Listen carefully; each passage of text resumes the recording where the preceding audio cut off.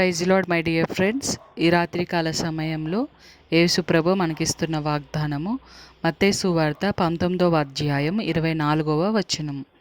ధనవంతులారా, మీకున్న ధనాన్ని ప్రేమించే వారిగా కాక దాన్ని అనుగ్రహించిన దేవుణ్ణి ప్రేమించండి. అప్పుడు మీరు పరలోకానికి వారసులు అవుతారు. ఆమేన్. యేసు ప్రభు మనతో చెప్తున్నారు, సిస్టర్స్ అండ్ బ్రదర్స్, నేను మీకు ఆస్తిని, అంతస్తును, హోదాన్ని, ధనాన్ని అనుగ్రహిస్తాను. అయితే మీరు నేనిచ్చిన వాటిని ప్రేమించే వారిగా ఉండకూడదు. ఇచ్చిన నన్ను మీరు ప్రేమించే వారిగా ఉండాలి.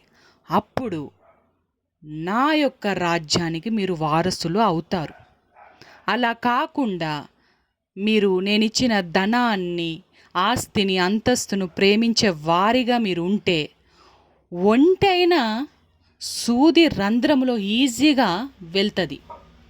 కానీ మీరైన ధనవంతులైన మీరు మాత్రము నా యొక్క రాజ్యంలోనికి రారు.